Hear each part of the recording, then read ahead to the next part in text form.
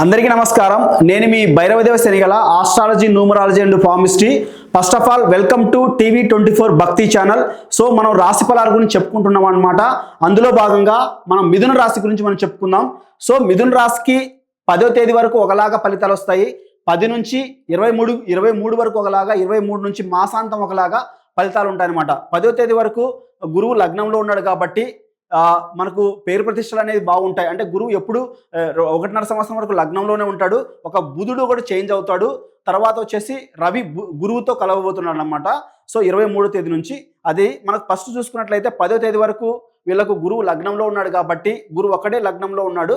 So ఇక్కడ చూసుకున్నట్లయితే చాలా చాలా బాగుందని చెప్పొచ్చు. గురువు లగ్నంలో ఉన్నట్లయితే మనకు మనమంతా మనం ఏం చెప్పినా మనకు పేరు ప్రతిష్టలు బాగుంటాయి. మన మాటకు వాల్యూ ఉంటుంది, మనకు సమాజంలో గౌరవం ఉంటుంది. అలాగే గురువు 5వ స్థానాన్ని చూస్తాడు కాబట్టి వీళ్ళకు సంతానం కూడా కలవచ్చు అనమాట. సంతానం కూడా కలిగే ఛాన్సెస్ ఉన్నాయి. సో ఈ మిథున రాశి వారికి ఈ గురువు భాగ్యస్థానాన్ని కూడా చూస్తాడు కాబట్టి, సో గురువు ఇక్కడ లగ్నంలో ఉన్నప్పుడు భాగ్యస్థానం రాహువును కూడా చూస్తాడు. అంటే రాహును కూడా కంట్రోల్ చేస్తాడు. ఆయన యొక్క దృష్టి ఎక్కడైతే పడుతుందో అదంతా మొత్తం 1,00,000 పాపాలను హరించేసి కోటి పుణ్యాలను ఇచ్చే గ్రహం ఏదైనా ఉందంటే అది గురుగ్రహం అనమాట. అలాంటి గురుగ్రహము మనకు ఈ మిథున లగ్నానికి, మిథున రాశి వారికి లగ్నంలో ఉండి బాగా నడిపిస్తుంది. ఈ మాసమే కాదు, ఈ మిథున లగ్నం మిథున రాశి వారికి 1.5 సంవత్సరం వరకు తిరుగు లేకోకుండా ఉంది అనమాట. నో ప్రాబ్లం, వీళ్ళకి ఎలాంటి ఇబ్బంది లేదు. ఈ మిథున రాశి మిథున లగ్నం వారు ఏదైనా మీరు ఇప్పుడు సంతానం కోసము ప్లానింగ్ చేస్తున్నట్లయితే సంతానం కోసం ప్లానింగ్ చేసుకోండి. ఖచ్చితంగా మీకు మంచి మగపిల్లాడు పుడతాడు, ప్రాబ్లం లేదు. అలాగే మీకు పేరు ప్రతిష్టలు బాగుంటాయి. మీరు ఇంతకు ముందు పడ్డ కష్టం ఏదైతే ఉందో అంతా ఇప్పుడు ఈ 1.5 సంవత్సరంలో మీరు సాధించగలుగుతారనమాట.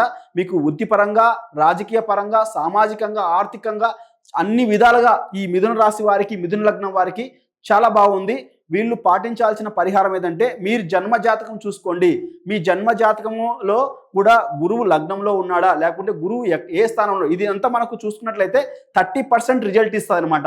గోచార ఫలితాలు, ఇవి గోచార ఫలితాలు ముందుగానే గుర్తుపెట్టుకొని దయచేసి. ఇవి మనం చెప్పే రాశి ఫలాలు అనేవి గోచార ఫలితాలు. ఇవి ఒక 30% మాత్రమే ఉంటుంది అనమాట. మీ జన్మ జాతకాన్ని పరిశీలించుకోండి. మీ జన్మ జాతకంలో గురువు ఎక్కడ ఉన్నాడు, 10th హౌస్ ఎట్లా ఉంది, 11th హౌస్ ఎట్లా ఉంది, పంచమ స్థానం ఎలా ఉంది, దాన్ని బట్టి కూడా చూసుకోండి. మీ ఇప్పుడు సంతానం కోసం ప్లాన్ చేసుకునే వాళ్ళు మీ 5వ స్థానం కూడా చూసుకోండి. మీ 5వ స్థానం జన్మ జాతకంలో ఎలా ఉంది, సో ఆ జాతకానికి ఇప్పుడు గురువు ఏ విధంగా సహాయం చేస్తున్నాడు అనేది చూసుకోండి. మీది నిజంగా మీరు జన్మజాతకం కూడా మిథున లగ్నము అయి ఉన్నట్లయితే గోచారం అనేది ఒక 30% బాగుంటుంది అనమాట. అలాగే మీకు ఏ దశ నడుస్తుందో కూడా చూసుకోవాలా. ప్రజెంట్ మీకు ఎలాంటి దశ నడుస్తుంది, మిథున లగ్నం మిథున రాశి అయ్యండి, మళ్ళీ ఇప్పుడు గురువు దశ నడుస్తుంది అనుకోండి, ఎక్సలెంట్.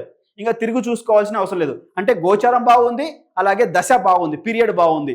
సో అలాగా అన్నీ చెక్ చేసుకోండి. ఫస్ట్ మీరు ఇప్పుడు మాకు ఏదైనా కామెంట్ చేశారంటే మీ డేట్ ఆఫ్ బర్త్, టైమింగ్ మాకు కామెంట్ చేస్తే ఫ్రీగానే మీకు మీ యొక్క రాశి ఫలితాలను చెప్పడం జరుగుతుంది అనమాట. ఫస్ట్ మీ జన్మ జాతకం చూపించుకోండి. మీ జన్మ జాతకం చూడండి. ఈ మిథున రాశి మిథున లగ్నం వారు కామెంట్ చేయండి. మీకు బాగుందా బాగలేదా అనేది కామెంట్ చేయండి. మీ date of birth, timing, place of birth పెట్టండి. మీకు రిప్లై వస్తుంది. మీకు ఫ్రీగానే చార్ట్ చూడడం జరుగుతుంది అనమాట. సో అలాగే ఇప్పుడు చూసుకున్నట్లయితే సాధారణంగా చాలా బాగుంది వీళ్ళకి. ఈ మాసాంతం అంతా ఎక్సలెంట్గా ఉంది, ఏం భయం లేదు. కాకపోతే ఏంటంటే మీ జన్మ జాతకం ఒరిజినల్ చార్ట్ ఎలా ఉందో కూడా మీరు తెలుసుకోండి అనమాట. సో వీళ్ళు పాటించాల్సిన పరిహారం ఏంటంటే మిథున లగ్నం వారి గురువు లగ్నంలో ఉన్నాడు కాబట్టి ప్రతి గురువారము ఆవుకి ఆకుకూరలు తినిపించండి. ఆవుకి క్యారెట్, బీట్రూట్ ఆకుకూరలు తినిపించండి. ధన ఫ్లో అనేది బాగా ఉంటుంది అనమాట. డబ్బులు బాగా వస్తుంటాయి. ఆవు ఎక్కడ కనిపించినా నమస్కరించుకోండి. క్యారెట్, బీట్రూట్ ఆకుకూరలు పెడుతూ ఉండండి.